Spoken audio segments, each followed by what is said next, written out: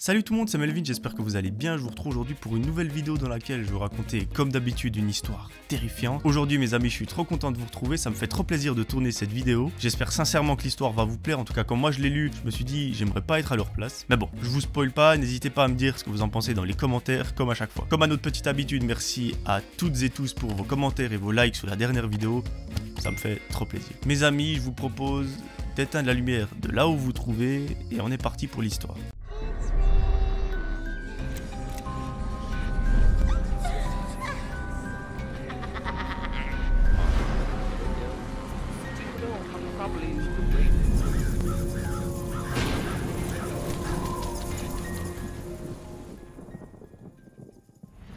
Aujourd'hui, mes amis, c'est l'histoire de Laura. Laura a 21 ans et elle habite en France. Elle étudie le droit et du coup, elle va à l'université. Chez elle, elle vit avec son père, sa mère et ses deux frères. Et en gros, c'est la plus petite de la famille. Elle a 21 ans, mais elle nous raconte que ses frères sont un petit peu plus âgés et qu'ils sont déjà dans la vie active. L'un d'eux est déjà marié et a des enfants.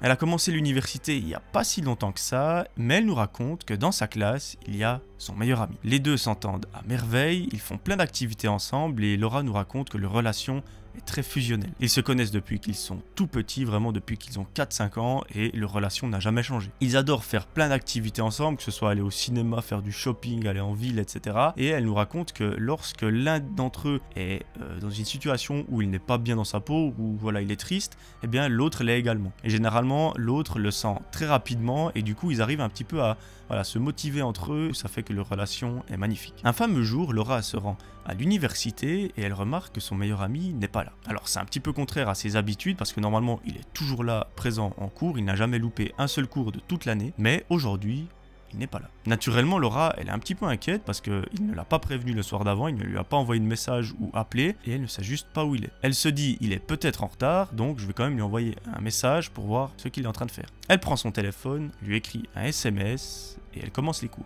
Au bout de 30 minutes de cours, son meilleur ami entre dans la classe et va s'asseoir. À ce moment-là, Laura remarque immédiatement que quelque chose ne va pas chez lui. Comme je vous l'ai dit, elle le sent très vite s'il est triste, s'il a le moral en bas ou je ne sais quoi. Et là, ça fait que ce matin, elle a très bien vu sur son visage que il y a quelque chose qui jouait pas. Du coup, elle décide de suivre la leçon comme si de rien n'était et à la pause, elle va lui parler. Les deux s'écartent un petit peu des autres personnes de la classe et entament une discussion. Laura lui dit clairement, écoute, ce matin tu n'es pas venu, quand tu es entré dans la classe, j'ai vu qu'il y a quelque chose qui n'allait pas, voilà, dis-moi ce qui est en train de se passer. Son meilleur ami a un petit peu du mal à parler au début, tellement l'émotion est forte, mais il finit par lui dire que sa mère est en train de se battre depuis très longtemps contre une longue maladie et qu'elle est gentiment en train de perdre la bataille. Il raconte que ce matin elle a fait une très grosse crise et que selon le médecin, il y a peu de chances qu'elle s'en sorte. Laura, à ce moment-là, elle est juste dévastée. En fait, elle vient d'apprendre que la mère de son meilleur ami est gravement malade et qu'il ne lui reste plus beaucoup de temps. Il ne le lui avait jamais dit auparavant parce que voilà, je pense que c'était trop difficile d'en parler et surtout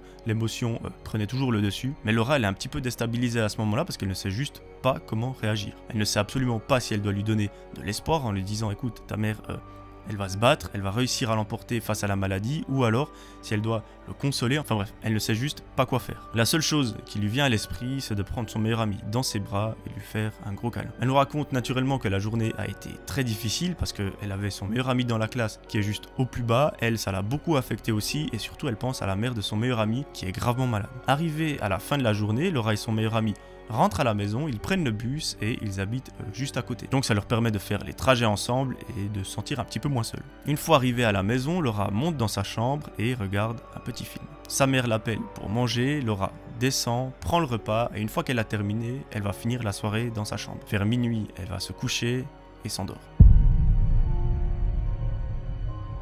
Le lendemain matin, elle est de nouveau un petit peu surprise parce qu'à l'arrêt de bus, il n'y a pas son meilleur ami. Mais vu qu'elle connaît un petit peu la situation parce qu'il lui a parlé hier, elle se dit je vais pas lui envoyer de message, je vais le laisser tranquille et j'attends que ce soit lui qui m'en envoie un. Laura prend le bus, elle va en classe et suit les cours. Elle remarque pendant toute la matinée que son ami n'est toujours pas là, pareil pour la pause de midi et pour les cours de l'après-midi. À 16 h, Laura reçoit un SMS de son meilleur ami et celui-ci lui annonce la pire des nouvelles. Il lui dit en gros que sa mère a perdu la bataille. Elle s'en est allée durant la nuit et c'est pour ça qu'il n'est pas venu à l'école le matin. Laura comprend parfaitement la situation, elle se dit mais c'est juste logique qu'il ne vienne pas à l'école dans ce moment-là. Ça doit juste être terrible et là dans sa tête elle se dit vraiment il faut que je fasse quelque chose pour l'aider parce que j'ai juste pas envie de le laisser seul dans une situation pareille. Une fois que Laura est rentrée à la maison à la fin de la journée, elle va dans sa chambre et réfléchit. Elle se dit, il faut absolument que j'aide mon meilleur ami à ne pas être seul. Du coup, ce que je vais faire, c'est que je vais regrouper plusieurs personnes, plusieurs de nos amis proches, et on va aller faire une sortie. Elle sait très bien que ça fait plusieurs semaines que son meilleur ami est chez lui, au fond du gouffre, vraiment à être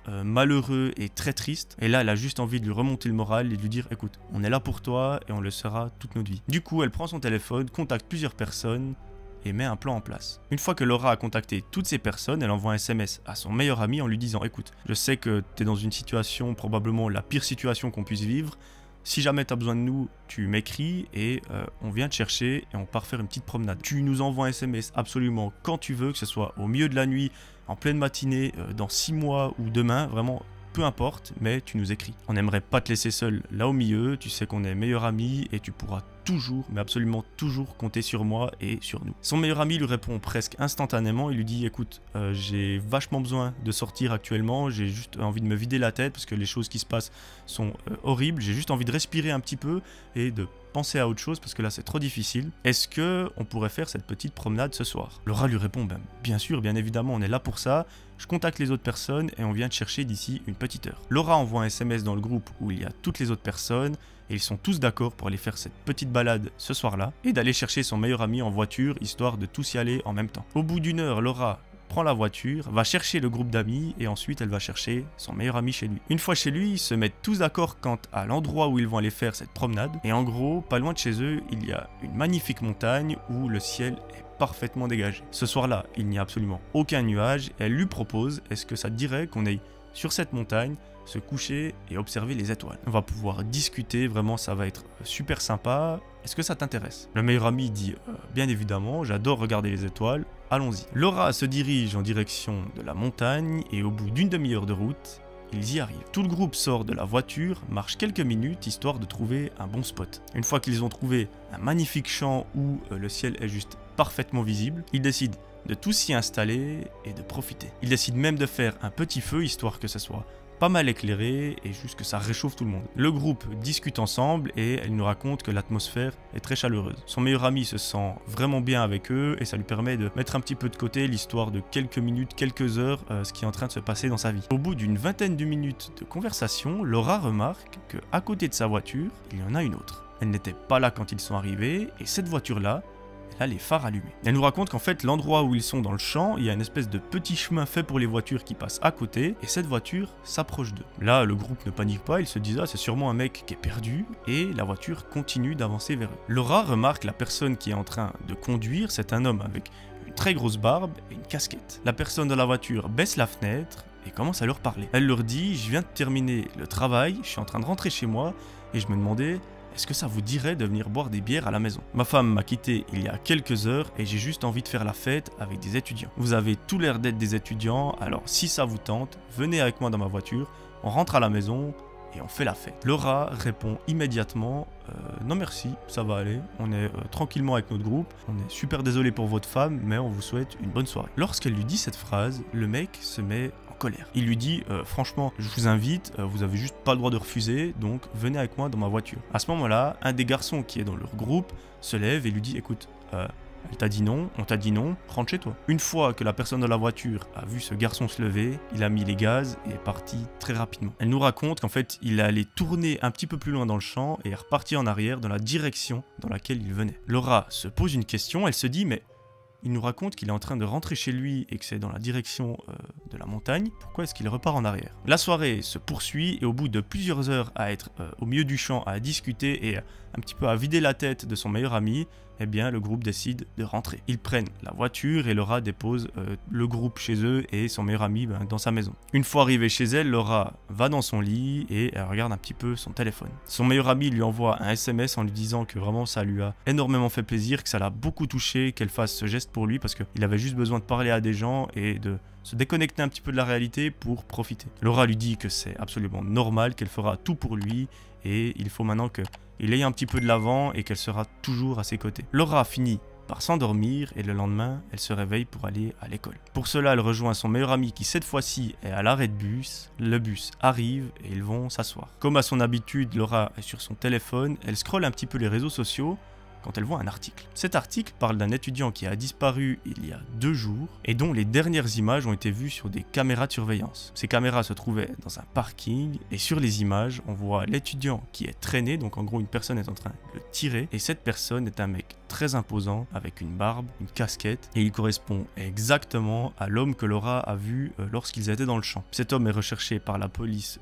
de toute la ville et il est écrit qu'il ne faut absolument pas s'en approcher si elle le voit. Laura montre immédiatement l'article à son meilleur ami. Les deux commencent terriblement à flipper parce qu'ils se disent on a juste évité le pire. Les caméras de surveillance sont très nettes, on arrive très bien à distinguer la personne qui s'y trouve. Il ressemble comme 2 gouttes d'eau à la personne dans l'article, c'est sûr et certain que c'est lui. En continuant de lire l'article, Laura apprend que cette personne demande à des étudiants de rentrer dans sa voiture, d'aller chez lui et en principe, on ne les revoit jamais. C'est ce qui s'est passé pour cet étudiant qui a disparu très récemment et la police le soupçonne d'être lié à des disparitions qui datent d'il y a plusieurs mois voire plusieurs années. Ça a été toujours le même scénario mais malheureusement, l'étudiant manque toujours à l'appel. Laura et son ami sont toujours dans le bus et leur premier réflexe est d'appeler la police pour leur avertir qu'ils ont croisé cet homme. Ils leur donnent toutes les informations de là où il se trouvait à ce moment-là, donc c'était dans la montagne telle et telle. Dans le champ, ils ont vu la voiture arriver sur le petit chemin, puis la police connaît forcément l'endroit. Le policier au téléphone leur dit que leurs informations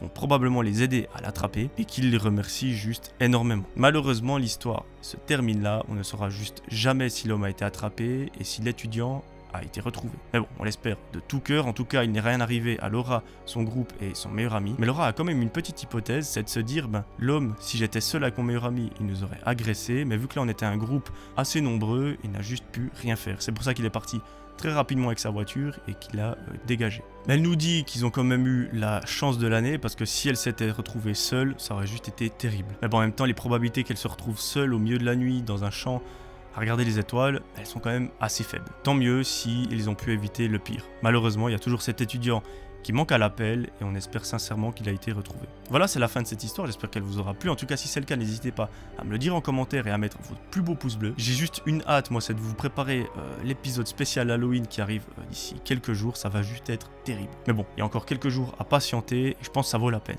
Du coup, je vous donne rendez-vous très prochainement pour une nouvelle histoire. D'ici là, j'aimerais que vous preniez soin de vous. C'était Melvin, ciao tout le monde.